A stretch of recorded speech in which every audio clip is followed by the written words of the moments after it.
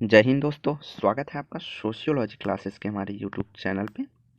तो जैसा आप सभी जानते हैं कि हम इम्पॉर्टेंट कीवर्ड की चर्चा करने वाले हैं यहाँ पे। इससे पहले हमने Karl Marx, Max Weber, Auguste Comte, Spencer और दुर्खीम के बारे में ऑडियो लेक्चर के थ्रू चर्चा की है। उससे ज़रूरी सूचना यह है कि अभी तक आपने हमारा टेलीग्राम चैनल नहीं ज्वाइन किया है तो ज्वाइन कर सकते हैं, जहाँ पे आपको 9 AM और 9 PM पर जो है लाइव क्विज कराए जाते हैं। और एग्ज़ाम इस समय होने के कारण कई बार क्विज जो है कराए जा रहे हैं। तो टेलीग्राम का लिंक जो है आपको वीडियो के डिस्क्रिप्शन में मिल जाएगा। तो आज हम चर्चा करने वाले हैं पहले वेबर का। तो वेबर का हमने काफ़ी चर्चा की है और कुछ चीज़ों की चर्चा करना अभी बाकी है, तो उसके बारे में जानते हैं। जैसे वेबर बात करते हैं नौकरशाही की। तो वेबर ने कहा कि नौकरशाही जो है एक आधुनिक अवधारणा है। यह औद्योगिक क्रांति के परिणाम स्वरूप जो है आया है। और नौकरशाही शब्द का जो है सर्वप्रथम प्रयोग जिन्होंने किया है वह डी गोर्नो है। डी गोर्नी। तो इन्होंने कहा नौकरशाही की सबसे बड़ी विशेषता है जो है कि बुनियादी तार्किक युक्त सिद्धांतों पर आधारित होती है, अर्थात तार्किक सत्ता के अंतर्गत यह शामिल किया जाता है मैक्स वेबर के अनुसार।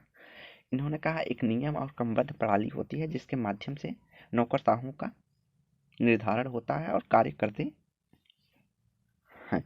इनमें श्रम विभाजन देखने को मिलता है, निश्चित कार्य विधियां देखने को मिलती है, कार्यों को पूरा करने के लिए विधिक व्यवस्था देखने को मिल जाती है, पद सोपान, पद के लिए अहार्तें अर्थात योग्यताएं होती हैं, पृथक वर्ग, अहम भाव, लाल फीताशाही, कठोर एवं व्यवस्थित अनुशासन, नियंत्रण तथा वेतन एवं पेंशन अधिकार, अवैयक्तिक संबंध, अधिकार रिकॉर्ड और विशेषज्ञता आदि जो है नौकरशाही की विशेषता है।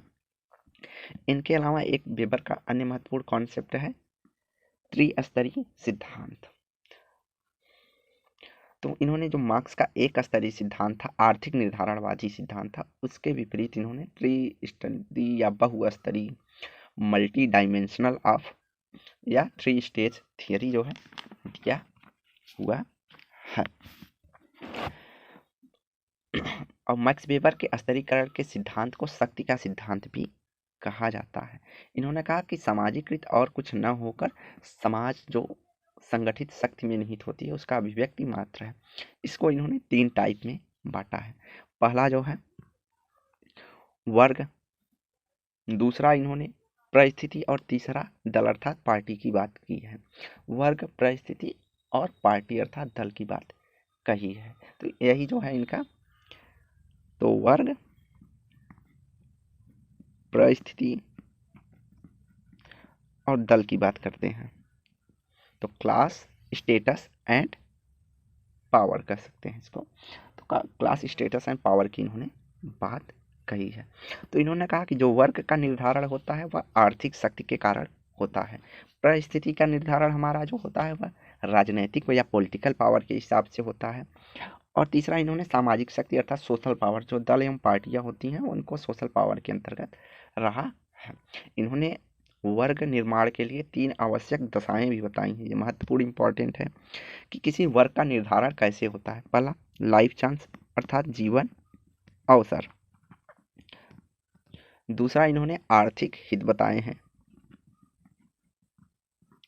आर्थिक हित, तीसरा इन्होंने बाजार की अवस्थाएं, बाजार में उस व्यक्ति की क्या स्टेटस है, क्या अवस्था है, बाजार से वह क्या खरीदने की योग्यता रखता है, उस आधार पर जो है व्यक्ति का वर्ग डिसाइड किया जाता है, ऐसा वेबर मानते हैं। तो वर्ड बहुत इंपॉर्टेंट है, जीवन अवसर अर्थात life chance, economic interest, market situation. तो इन सब की बात जो है वर्ग निर्धारण के लिए वे करते हैं।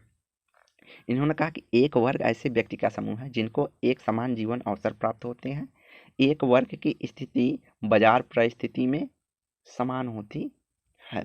वेबर ने 4 प्रकार के वर्गों की चर्चा की है। संपत्ति युक्त उच्च वर्ग, संपत्ति विहीन श्वेत वर्ग, पतित बुर्जुआ वर्ग और नीले वस्त्र वाले श्रमिक। एक शब्द ये बहुत प्रयोग करते हैं, पुश्तैनीवाद। पुश्तैनीवाद की बात करते हैं मैक्स वेबर। तो इन्होंने अपनी पुस्तक इकोनॉमी एंड सोसाइटी 1922 में जो है पुश्तैनीवाद शब्द का जो है प्रयोग किया है। और वेबर का ही जो है भारतीय समाजशास्त्र में वेबर के जो 3 स्टेज थियरी है उसका प्रयोग करती हैं आंद्रे बेतई। उनको भारत का वेबर कहा जाता है। आंद्रे बेतई ने इनके क्लास, स्टेटस एंड पावर के स्थान पर कास्ट, क्लास एंड पावर की बात कही है। इनके अलावा मैक्स वेबर जो है धर्म का अध्ययन करते हैं। धर्म का इन्होंने तुलनात्मक अध्ययन किया है। तो इन्होंने 6 प्रमुख धर्मों का अध्ययन किया है। 6 प्रमुख धर्मों में हिंदू, इस्लाम, बौद्ध, कन्फ्यूशियस, यहूदी और ईसाई जो है इनके प्रमुख धर्म हैं, जिसके आधार पर पूंजीवाद की भी व्याख्या कहा है कि यह कि धार्मिक नैतिकता के आधार पर पूंजीवाद का जो है विकास हुआ है। किंग्सले डेविस ने मैक्स वेबर को आधुनिक समाजशास्त्र का जनक भी माना है। तो ये सब कुछ इंपॉर्टेंट पॉइंट है। इसके बाद आ जाते हैं टॉनिज। टॉनिज जो है प्योर सोशियोलॉजी का विचार इन्होंने दिया है। इनके अलावा इनकी पुस्तक है गैमिनशाफ्ट एंड गेसेलशाफ्ट। सर्वाधिक पूछी जाने वाली कॉन्सेप्ट है कि इन्होंने समाज को 2 रूपों में बांटा है, एक समुदाय, दूसरा समिति। इसकी बात उन्होंने गैमिनशाफ्ट और गेसेलशाफ्ट के पुस्तक में जो है की है। इनकी अन्य पुस्तकें हैं कम्युनिटी एंड सोसाइटी, उसके बाद custom, A essay on social code, public opinion. तो ये है इनकी प्रमुख पुस्तकें। तो गैमिनशाफ्ट और गेसेलशाफ्ट में इन्होंने जो कहा है, तो समुदाय के अंतर्गत इन्होंने प्राकृतिक इच्छा की बात की कि समुदाय में जो व्यक्ति होता है वह प्राकृतिक इच्छा के साथ जुड़ा होता है, उसके जो है होता है। दूसरा इन्होंने बताया समिति के लिए, तो समिति का चयन हुआ तार्किक इच्छा के अनुरूप करता है। तो यह भी टॉनिज से जो है संबंधित फैक्ट हैं जो कि याद रखने लायक है। दूसरा इन्होंने कहा कि जो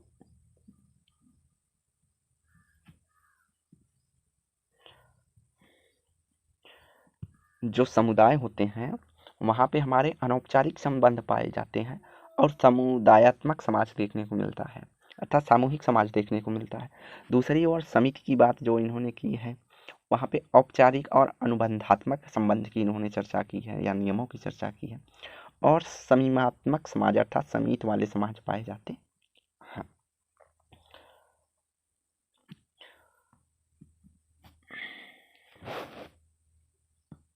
उसके बाद टॉनिज का एक स्टेटमेंट है कि मानवीय इच्छाओं द्वारा निर्मित सामाजिक संबंधों का अध्ययन ही समाजशास्त्र का मुख्य लक्ष्य है। समाजशास्त्र को डिफाइन करते हुए इन्होंने बताया है। इन्होंने 3 प्रकार के से समाजशास्त्र को विभाजित किया, अर्थात विषय वस्तु को। पहला विशुद्ध समाजशास्त्र अर्थात प्योर सोशियोलॉजी। दूसरा इन्होंने व्यवहारिक समाजशास्त्र अर्थात अप्लाइड की बात की है। तीसरा प्रयोग सिद्ध या समाजशास्त्र, प्रयोग सिद्ध समाजशास्त्र या एम्पेरिकल सोशियोलॉजी की इन्होंने बात कही है।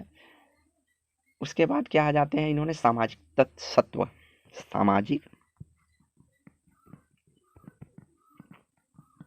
सत्व की बात कही है, सोशल एंटिटीज की बात की है। इन्होंने इसमें स्वायवी या स्वाभाविक इच्छा की चर्चा की है और दूसरी तरफ तर्कसंगत इच्छा की बात की है। इन्होंने टॉनिज ने 3 रूपों में इसको वर्गीकृत किया है। पहला सामाजिक संबंध होता है, दूसरा समाविष्टियाँ होती हैं, सामाजिक समाविष्टियाँ, तीसरा सामाजिक नियम। अर्थात इन्होंने सामाजिक सत्व को बताया कि समाज के जो तत्व या सत्व कह सकते हैं। तो इसमें सोशल रिलेशनशिप को, सोशल कलेक्टिव अर्थात सामूहिकता को और सोशल कॉर्पोरेशन की चर्चा जो है की है। इन्होंने आदर्श के भी 3 नियम बताए हैं, आदेश आर्डर, कानून लॉ, सदाचार अर्थात नैतिकता या मोरालिटीज। तो ये हो गए हमारे टॉनिज। दूसरा आ जाते हैं विल्फ्रेडो पैरेटो। विल्फ्रेडो पैरेटो जो है एक प्रकारवादी विचारक की श्रेणी में रखे जाते हैं और विल्फ्रेडो पैरेटो सर्वाधिक जाने जाते हैं किस लिए, उन्होंने तार्किक क्रिया और अतार्किक क्रिया की बात की है। तार्किक और अतार्किक एक्शन की या क्रिया की बात की है। तार्किक क्रियाओं में इन्होंने कहा कि वे क्रियाएं होती हैं जिसमें व्यक्ति लाभ हानि की दृष्टि से कार्य करता है, अर्थात अपनी उपयोगिता के आधार पर क्रियाएं करता है, जिसमें विषय, लक्ष्य और साधन देखने को मिलते हैं।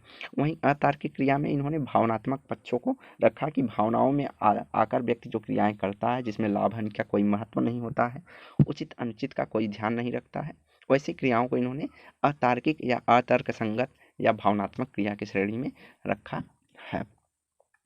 इन्होंने डिफाइन किया है कि समाजशास्त्र जो है अतार्किक क्रियाओं का तार्किक प्रयोगात्मक अध्ययन है। उसके बाद इन्होंने अवशेष की बात की है। अवशेष की बात की है पैरेटो ने। अवशेष अर्थात अतार्किक क्रियाएं हैं जिनमें मानव ने अतार्किक और बुद्धिहीन व्यवहारों से प्रेरित होने वाली भावनाओं, उद्योगों को अवशेष या अवशिष्ट चालक, इसको अवशिष्ट चालक भी बोलते हैं या रेसिड्यूस कहते हैं। तो इसको इन्होंने 6 टाइप बताए हैं जो कि मोस्ट इंपॉर्टेंट है, पूछ लिया जाता है। पहला इन्होंने कहा सम्मिलन का चालन होता है, सामूहिक स्थायित्व के चालक होते हैं, सामाजिकता के चालक होते हैं। चौथा हो जाएगा कामनावास के चालक होते हैं। पांचवा व्यक्तित्व निर्माण के चालक होते हैं। छठा इन्होंने बताया कि बाह्य क्रियाओं के द्वारा भावनाओं की अभिव्यक्तियों के भी चालक होते हैं। इन्होंने भ्रांत तर्क की बात कही है। इन्होंने कहा भ्रांत तर्क ऐसे तर्क हैं जिसमें बुद्धिहीन तर्क कहा जा सकता है, जो अविष्ट चालकों के आधार पर निकाले गए निष्कर्षों को उचित बताते हैं, अर्थात सही ठहराते हैं। और भ्रांत चालकों में इन्होंने प्रचार, विज्ञापन और फैशन आदि को कहा है।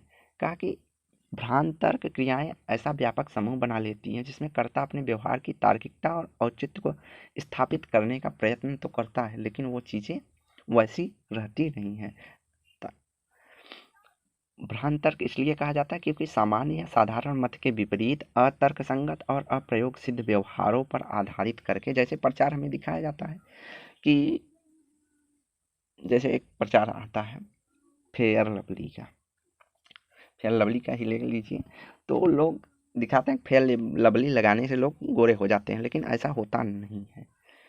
कितने लोग कितने ट्यूब लगा लाते हैं, लेकिन जो वह नेचुरल चीज़ है वह नहीं बदलता है। लेकिन भ्रांत तर्क से इस हिसाब से दिखाया जाता है कि वह कार्य करता है और व्यक्ति उस पर विश्वास करते हैं, अर्थात वह अपनी बातों को सही ठहराते हैं। इसके बाद इन्होंने सर्कुलेशन ऑफ एलीट की बात की है। एलीट थ्योरी अभिजन का संचार या अभिजात वर्ग के परिभ्रमण का सिद्धांत दिया है। परिभ्रमण का सिद्धांत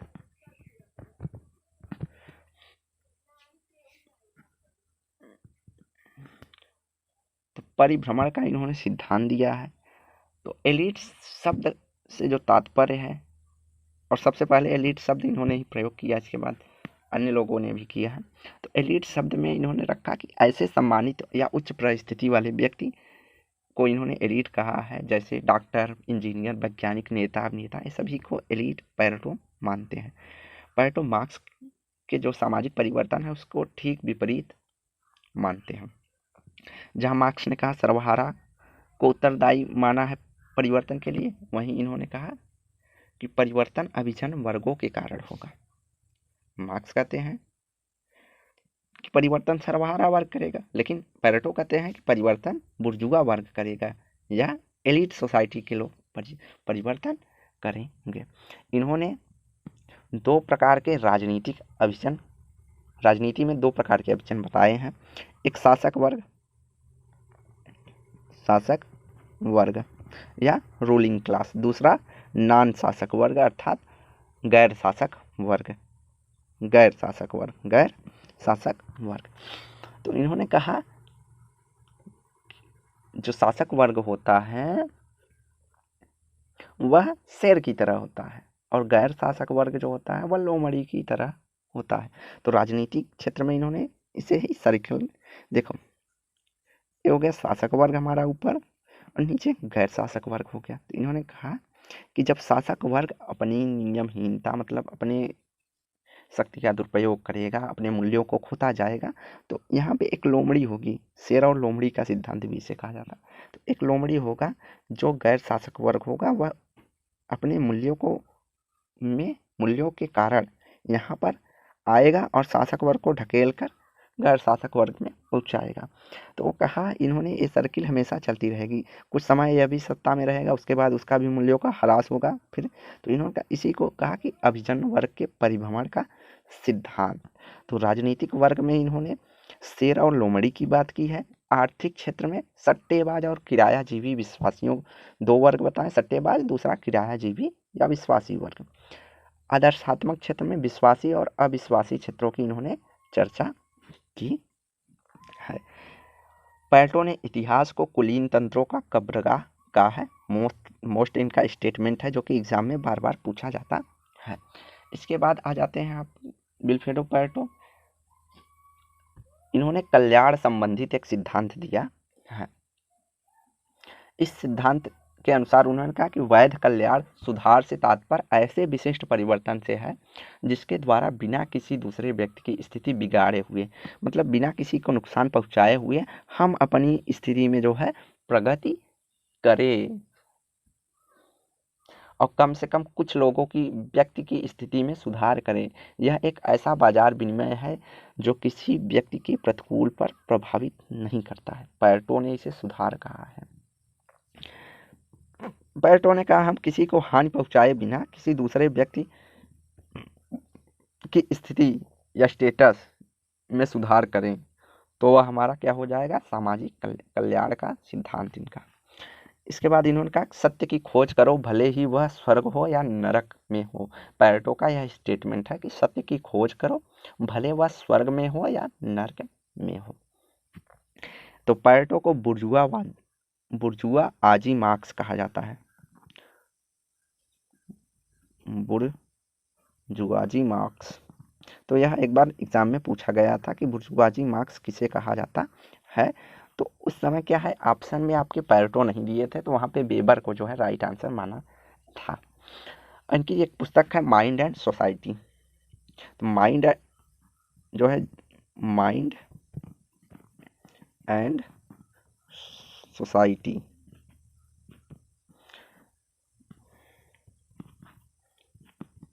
तो माइंड एंड सोसाइटी जो इनकी पुस्तक है वो 1935 में प्रकाशित हुई थी। इनसे मिलती जुलती पुस्तक है mind self and society GH Mead की, तो ये आप ध्यान रखेंगे। तो अगले थिंकर जो है हमारे हैं पियरे बोर्दियू।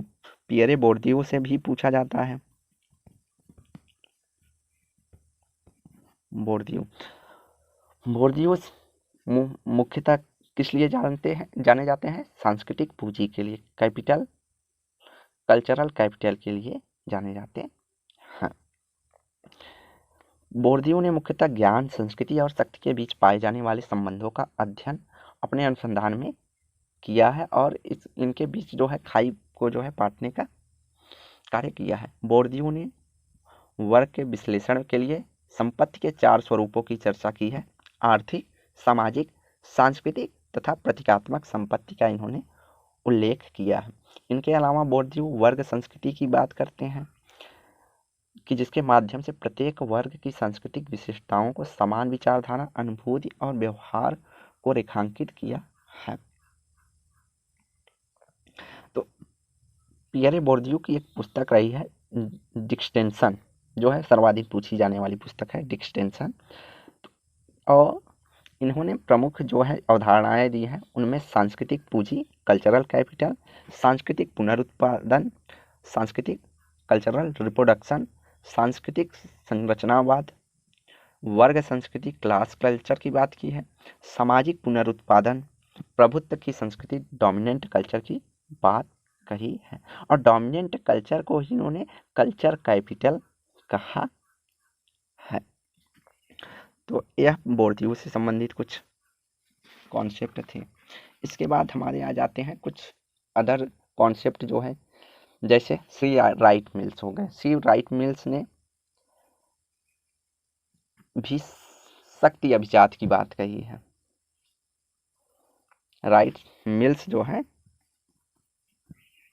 शक्ति अभिजात की बात करते हैं, पावर एलीट। तो इनसे संबंधित केवल यही कॉन्सेप्ट पूछा जाता है ज़्यादा करके। पावर एलीट शब्द किसने दिया है, मैचिंग वाले ऑप्शन में आता है। तो पावर एलीट में भी इन्होंने 3 टाइप बताए हैं, आर्थिक शक्ति, राजनैतिक शक्ति और सैनिक शक्ति। इन्होंने मिल्स ने समादेश शक्ति, कमांडिंग पावर कहते हैं, जो इन्होंने कहा शक्ति अभिजात ही समाज को संचालित व नियंत्रित करते हैं। अभिजात जो समाज है वही शक्ति को संचालित और नियंत्रित करते हैं। इसी कॉन्सेप्ट को इन्होंने समादेश शक्ति या कमांडिंग पावर कहा है। इनके अलावा जो है पुस्तकें इनकी महत्वपूर्ण हैं कि इन्होंने व्हाइट कॉलर नामक पुस्तक दी है 1951 में, कैरेक्टर एंड सोशल स्ट्रक्चर नामक पुस्तक 1953 में, पावर एलीट 1956 में, द सोशियोलॉजिकल इमेजिनेशन 1959 में। तो द सोशियोलॉजिकल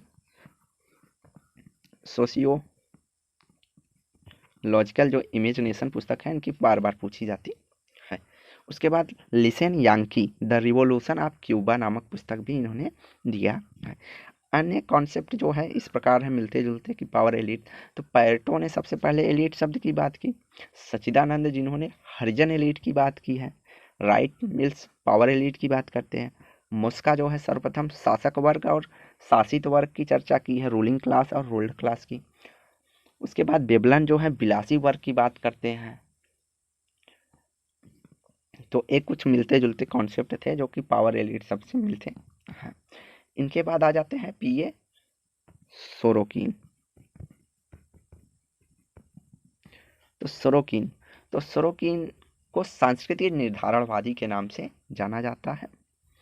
तो इन्होंने कई पुस्तकें लिखी हैं, पहले पुस्तकों की ही चर्चा कर लेते हैं इनको।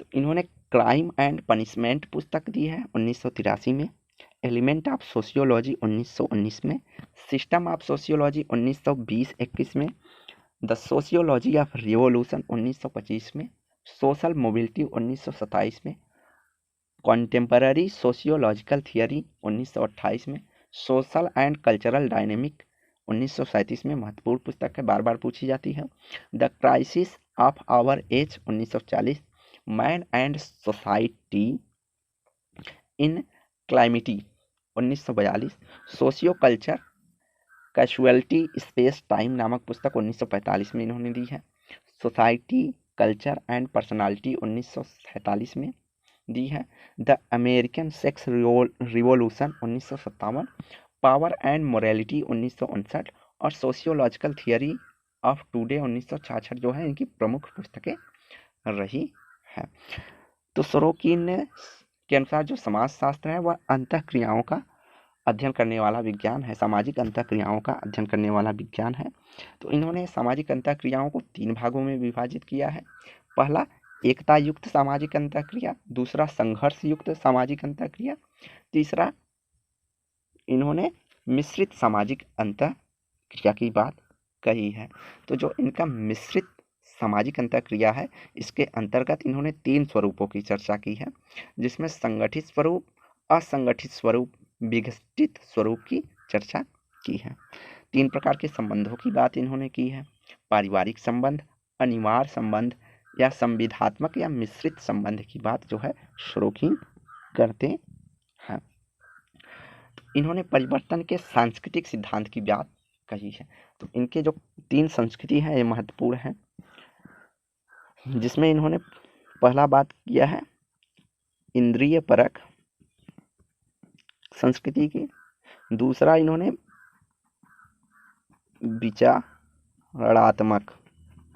विचारात्मक संस्कृति की बात कही है और तीसरा आदर्शवादी संस्कृति की बात कही है। तो इंद्रिय परक या सनसेट जो इनकी कल्चर है इसमें इन्होंने कहा वास्तविकता को समझने के लिए इंद्रियों की भूमिका महत्वपूर्ण होती है, अर्थात भौतिकवादी तत्वों की बात इन्होंने इंद्रिय परक संस्कृति के अंतर्गत कही है। दूसरा इन्होंने विचारणा या भावनात्मक संस्कृति की बात कही है, जिसमें आध्यात्म, चिंतन, मूल्य, वैल्यूज की आज की चर्चा इन्होंने की है। तीसरा इन्होंने कहा कि जिसमें इंद्रिय परक और विचारात्मक संस्कृति का मिश्रण होता है उसे इन्होंने आदर्शवादी संस्कृति कहा है या आइडियलिस्टिक संस्कृति कहा है। इसमें इन्होंने कहा भौतिक संस्कृति, भौतिक चीज़ों का और आध्यात्मिक चीज़ों का, दोनों का जो है मिश्रण देखने को मिलता है। इन्हें इसी कारण सांस्कृतिक निर्धारणवादी भी कहा जाता है, क्योंकि इन्होंने जो परिवर्तन की बात कही है वह संस्कृति में परिवर्तन होने से समाज में परिवर्तन होता है, इस तरह की बात इन्होंने की है। और इनके जो थियरी है, इसका जो क्रम होता है, इन्होंने एक पेंडुलम की थियरी दी है। तो यहाँ पर इन्होंने विचारों को रखा है पहले बात, उसके बाद आदर्शवादी संस्कृति को रखा, फिर इंद्रियपरक संस्कृति को रखा है। तो इन्होंने कहा है यह एक ऐसी अवस्था है, इसी अवस्था में जो है इसका परिवर्तन होता रहता है। पहले विचार से जाकर इंद्रिय तक पहुँचेगी, फिर इंद्रिय से विचार तक। इसी को जो यह इनकी थियरी है उसको पेंडुलम सिद्धांत भी कहा जाता है। इनके अलावा इसको ध्रुवीकरण का सिद्धांत की कहा जाता है। तो कहा एक ध्रुव से जाकर दूसरे ध्रुव पर, निश्चित ध्रुव पे जाने के बाद फिर वह रिटर्न आएगा, तो इसको ध्रुवीकरण का भी सिद्धांत कहा है। सीमाओं का सिद्धांत भी कहा है कि लिमिट जो है, परिवर्तन का एक लिमिट होता है जो एक सीमा से जाकर फिर दूसरे सीमा पर रिटर्न हो जाती है। तो इस सिद्धांत को लिमिट्स थियरी या सीमाओं का सिद्धांत कहा जाता है।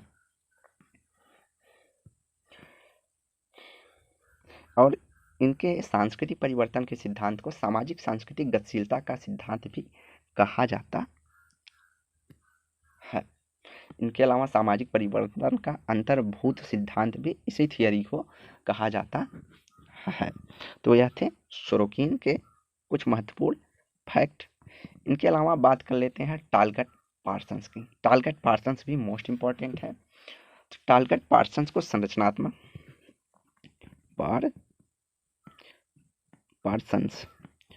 पार्सन्स जो है संरचनात्मक प्रकारवादी, आदर्शवादी प्रकारवादी व क्रियावादी सिद्धांतकार के रूप में जाने जाते हैं। यह अमेरिकी समाजशास्त्री हैं और इनका जो जन्म हुआ है वह 1902 में हुआ था। ये अमेरिकी समाजशास्त्री परिषद के अध्यक्ष भी रहे हैं। इनके कई विद्यार्थी भी रहे हैं। किंग्सले डेविस, रॉबर्ट के मर्टन, रॉबिन्स विलियम, विल्बर्ट मुरे, ये सब जो है इनके शिष्य रहे हैं पार्सन के। तो पार्सन्स की जो है प्रमुख पुस्तकों में structure of social action 1937, essay on sociological theory 1939, toward a general theory of social action with Shils के साथ इन्होंने लिखा है 1951 में। द सोशल सिस्टम इनकी महत्वपूर्ण पुस्तक है जिसमें इन्होंने सामाजिक नियंत्रण की बात कही है। The working paper in the theory of action with Bales and Shils के साथ लिखा है 1953 में।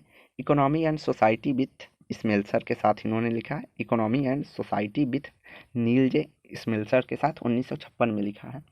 सोशल स्ट्रक्चर एंड पर्सनालिटी 1964 में। Society and evolutionary and comparative of perspective 1966 में इनकी पुस्तक रही है। और the system of modern society जो है 1971 में इनकी प्रमुख पुस्तक रही है।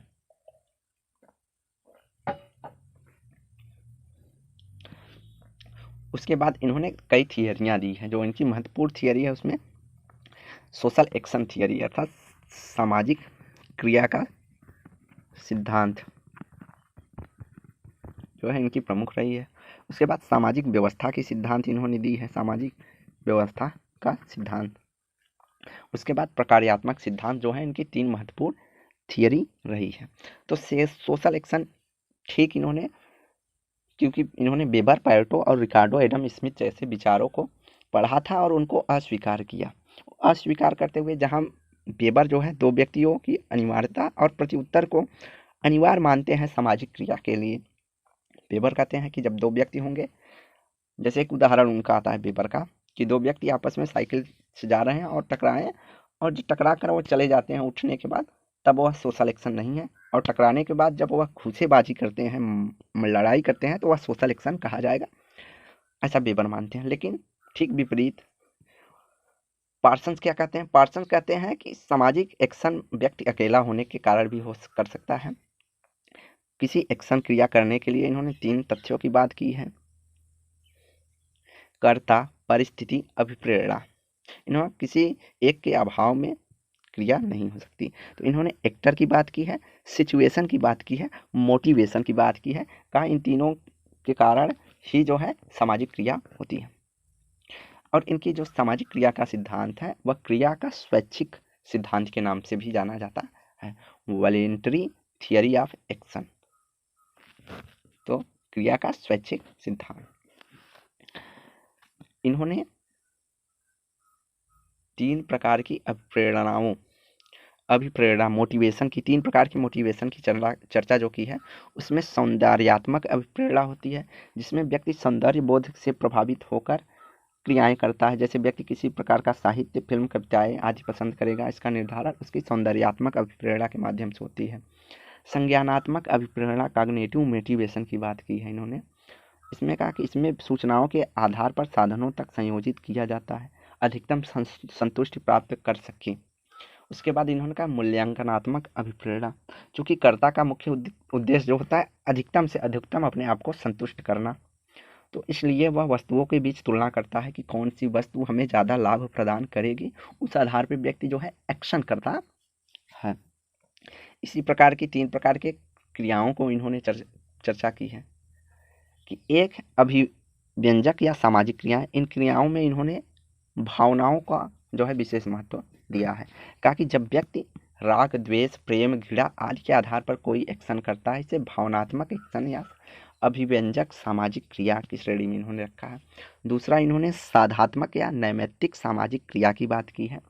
तो इसमें कहा कि किसी लक्ष्य को प्राप्त करने के लिए एक साधन के माध्यम से उस लक्ष्य को प्राप्त करना साधात्मक नैमित्तिक सामाजिक क्रिया है। जैसे हमें असिस्टेंट प्रोफेसर बनना है, तो हमें नेट का एग्जाम पास करके, असिस्टेंट प्रोफेसर का एग्जाम पास करके तब प्रोफेसर बनना है। तो यह जो है हमारा साधनात्मक या नैमित्तिक क्रिया के अंतर्गत शामिल किया जाएगा। उसके बाद इन्होंने कहा नैतिक सामाजिक क्रियाएं। तीसरा जो है इनका कि इस क्रिया का तात्पर्य व्यक्ति के ऐसे पापपूर्ण सही गलत विचारों से है, वह व्यक्ति के आत्मसंतुष्टि से संबंधित होता है। जैसे गरीब की मदद करना या वृद्धों का सम्मान करना नैतिक सामाजिक क्रियाओं के अंतर्गत रखा गया है। इन्होंने समाजशास्त्र को डिफाइन करते हुए कहा कि समाजशास्त्र वस्तुतः विभिन्न अंतःक्रियाओं की भूमिकाओं का एक व्यवस्था है। उसके बाद इन्होंने सामाजिक क्रिया की 3 व्यवस्थाएं बताई हैं। यह भी महत्वपूर्ण है, एग्जाम में पूछा गया है। इन्होंने सामाजिक व्यवस्था की बात की है, दूसरा सांस्कृतिक व्यवस्था की बात की है, तीसरा इन्होंने जो बताया वह व्यक्तित्व व्यवस्था की बात की है। तो यह डायरेक्ट पूछा जाता है। इन्होंने कहा कि जब एक व्यक्ति कर्ता मानक और मूल्यों के अनुसार क्रियाएं करता है, अंतःक्रिया करता है, तो उसे सामाजिक व्यवस्था कहते हैं, जिसमें परिस्थिति भूमिका व्यवस्थित रूप से जुड़ी हुई होती है। दूसरा, इन्होंने सांस्कृतिक व्यवस्था की जो बात कही, इसमें कहा कि व्यक्ति के जो है मूल्य प्रधान होते हैं, मूल्यों और प्रतीक अर्थात विश्वासों आदि के आधार पर व्यक्ति जो है क्रियाएं करता है या व्यवस्था का निर्धारण होता है। तीसरा, इन्होंने कहा व्यक्तित्व व्यवस्था। व्यक्तित्व व्यवस्था और कुछ ना होकर मनुष्यों की जो मनोदशा है, उनके अंतर की अभिप्रेरणा या मोटिवेशन है, विचार है, संवेग है, इसको इन्होंने व्यक्तित्व व्यवस्था के अंतर्गत रखा है। इन्होंने कहा कि अंततः जो है जो भी क्रियाएं हैं उनका जब संस्थाकरण हो जाता है वही सोशल सिस्टम हो जाता है या सामाजिक व्यवस्था हो जाता है। सामाजिक व्यवस्था के इन्होंने 3 लक्षण भी बताए हैं। पहला, सामाजिक जो है पारस्परिकता, जो भाग होते हैं सामाजिक संस्था की भूमिकाएं संस्थाएं होती हैं वो पारस्परिकता पर निर्भर होती हैं, श्रम विभाजन भी कहा जा सकता है इसको एक तरह से। दूसरा, इन्होंने कहा कि व्यवस्था एक सीमा तक अस्थायित्व होता है। और तीसरा, इन्होंने कहा कि व्यवस्था में परिवर्तन भी होता है। उसके बाद आ जाते हैं इन्होंने अभिन्यास पैटर्न वेरिएबल्स की बात की है, तो प्रतिमानों की बात की है, अभिन्यास प्रतिमान। तो इन्होंने जो प्रतिमानों की चर्चा की है यह महत्वपूर्ण हो जाते हैं। तो 5 प्रकार के पैटर्न वेरिएबल्स की बात करते हैं। पहला इन्होंने बताया भावात्मक बनाम भावात्मक तटस्थता। दूसरा, इन्होंने सार्वभौमवाद बनाम विशिष्टवाद बताया है। तीसरा, आत्म उन्मुखता बनाम सामूहिक उन्मुखता बताया है। चौथा, प्रदत्त बनाम अर्जित बताया है। तीसरा विसरण बनाम विनिर्दिष्टता को बताया है।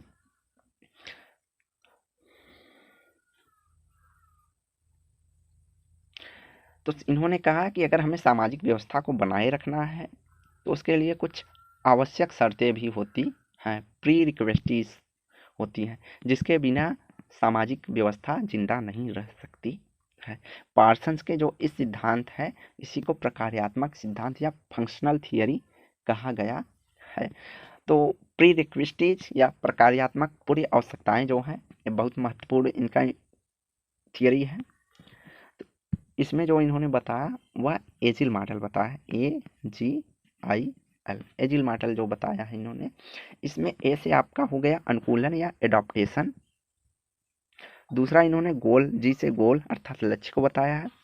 तीसरा इन्होंने बताया है इंट्रीगेशन, आई से इंट्रीगेशन या एकीकरण की बात कही है। और चौथा लेटेंसी अर्थात यथा स्थिति, इसको कहीं कहीं पैटर्न मेंटेनेंस भी दिया रहता है, टेंशन मेंटेनेंस भी, तनाव प्रबंधन या प्रतिमान अनुरक्षण भी कहा जा सकता है लेटेंसी को। तो इन्होंने समाज को भी डिवाइड किया है, परंपरागत समाज और आधुनिक समाज। तो इन्होंने कहा परंपरागत समाज की जो है प्रमुख विशेषताएं होंगी, जैसे वेरिएबल्स की बात जो की है उसको इन्होंने परंपरागत समाज और आधुनिक समाज के एक्शन में निर्धारण किया। जैसे परंपरागत समाज में भावात्मकता देखी जाती है, विशिष्टतावाद देखा जाता है, सामूहिक उन्मुखता देखी जाती है, विसरण देखा जाता है और प्रदत्त परिस्थिति देखने को मिलती है। वहीं इन्होंने कहा आधुनिक समाज में जो है भावात्मक तटस्थता देखने को मिलेगी, सार्वभौमवाद को देखने को मिलेगी, आत्म उन्मुखता की बात देखने को मिलेगी, विशिष्टता देखने को मिलेगी और अर्जित स्टेटस देखने को मिलता है। तो एजिल मॉडल भी PYQ में पूछा जाता है, मोस्ट इंपॉर्टेंट है, इसके क्रम भी पूछ लिए जाते हैं। तो इंग्लिश में ज़्यादा बेटर से आपको याद रहेगा। पहला एडॉप्टेशन, गोल, इंट्रीगेशन और लेटेंसी।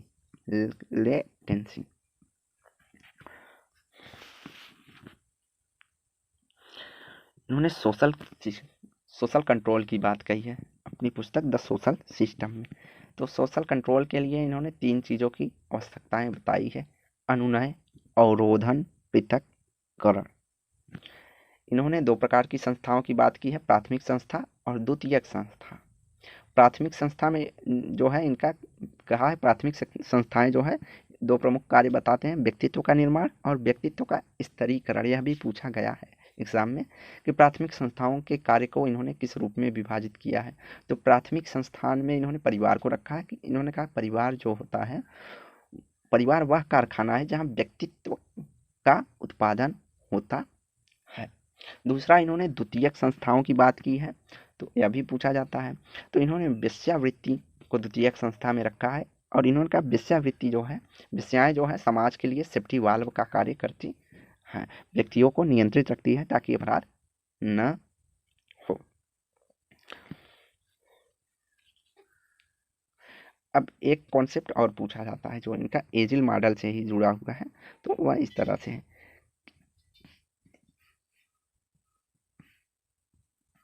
तो इस तरह से है, तो इसमें एजिल में जो है अनुकूलन में जो है आर्थिक व्यवस्था को रखा गया है कि व्यक्ति किस तरह से अनुकूलित करके अपनी ज़रूरतों को पूरा करता है। गोल में तो राज्य व्यवस्था को रखा है, एकीकरण के लिए कौन से कानून और धर्म देखने को मिलते हैं नियंत्रण के संदर्भ में, तो वह इंटीग्रेशन या एकीकरण में आ जाता है। उसके बाद लेटेंसी अर्थात शिक्षा और परिवार को उन्होंने लेटेंसी के अंतर्गत रखा है। अगला, पार्सन ने सामाजिक व्यवस्था के 4 संरचना तत्वों का उल्लेख किया है, नातेदारी का, सामाजिक स्तरीकरण का, शक्ति व्यवस्था का, धर्म एवं मूल्य संगठन का। नातेदारी के अंतर्गत इन्होंने विवाह संबंधी व रक्त संबंधी संबंध की चर्चा की है। सामाजिक स्तरीकरण में इन्होंने पुरस्कार एवं दंड के आधार पर बताया है और शक्ति व्यवस्था में इन्होंने शारीरिक शक्ति की को है विशेषता दी है। धर्म और मूल्य संगठन में धार्मिक मूल्यों और संगठनिक मूल्यों नियमों की बात कही है। अब इन्होंने पार्सन ने सामाजिक व्यवस्था की संरचना के 4 तत्व बताए हैं। पहला सार्वभौमिक अर्जित प्रतिमान, सार्वभौमिक प्रदत्त प्रतिमान, सार्वभौमिक विशिष्टवादी अर्जित प्रतिमान और विशिष्टवादी प्रदत्त प्रतिमान की इन्होंने चर्चा की है। पार्सन कहते हैं कि सामाजिक संरचना परस्पर संबंधित संस्था, एजेंसियों और सामाजिक प्रतिमानों तथा साथ ही समूह में प्रत्येक सदस्य द्वारा ग्रहण किए गए पद, कार्यों अर्थात परिस्थिति और भूमिकाओं की एक क्रमबद्धता है। तो सामाजिक संरचना के निर्माण के लिए निम्नलिखित तथ्यों की इन्होंने चर्चा की है। संस्थाओं की, एजेंसियों की, सामाजिक प्रतिमानों की, समूह या उपसमूह की और परिस्थिति व भूमिका की बात करते हैं। उसके बाद इन्होंने एनोमी की बात की है। तो एनोमी की बात भी पार्सन्स अपनी पुस्तक द सोशल सिस्टम में करते हैं। इन्होंने कहा विसंगत की स्थिति ऐसी होती है जिसमें कर्ता अपने दबाव और संघर्षों की संस्थागत साधनों द्वारा नहीं दूर कर पाता है और तब वह नए तरीके ढूंढने का प्रयास जो करता है जिसको समाज स्वीकृति नहीं करता है। अर्थात इन्होंने कहा कि कर्ता जब अपनी ज़रूरतों को सामाजिक साधन जो है उसके माध्यम से नहीं पूरा कर पाता है, जैसे व्यक्ति भूखा है, सामाजिक माध्यम क्या है कि आपको नौकरी करके पैसे कमा कर तब पेट भरना है, लेकिन जब वह ऐसा करने में सक्षम नहीं हो पाता है तो वह नए मार्ग को खोज करता है, जैसे चोरी करना। तो इसको पार्सन ने कहा जिसको समाज स्वीकृति नहीं देता है। इस स्थिति को इन्होंने विसंगति कहा कि यह सामाजिक व्यवस्था की विघटन की दशा उत्पन्न करता है। इन्होंने स्तरीकरण की बात जो कही है, सोशल स्ट्रैटिफिकेशन की बात पार्सन जो करते हैं, उसमें इन्होंने 3 आधार की चर्चा की है, गुण की, व्यवहार की और मिल्कियत की। तो किसके पास कैसा व्यक्तित्व या गुण है, गुण के आधार पर वह किसका व्यवहार कुशलता क्या है, नेता है क्या है, तो उस आधार पर मिल्कियत उसके पास संपत्ति कितनी है, उस आधार पर जो है स्तरीकरण किया जाता है। इन्होंने सामाजिक व्यवस्था में 3 संस्थाएं भी बताई हैं। 3 संस्थाओं में इन्होंने संबंधात्मक संस्थाएं बताई हैं, नियामक संस्थाएं बताई हैं, सांस्कृतिक संस्थाएं बताई हैं। तो जो संबंधनात्मक संस्थाएं हैं उसमें सामाजिक व्यवस्था में देखने को मिलता है, नियामक संस्थाएं व्यक्तित्व व्यवस्था का निर्माण करती हैं और सांस्कृतिक संस्थाएं सांस्कृतिक व्यवस्था की देखरेख करती हैं। तो आज की जो है वीडियो यहीं समाप्त करते हैं। वीडियो को लाइक एंड शेयर कीजिए, चैनल को सब्सक्राइब कीजिए। धन्यवाद।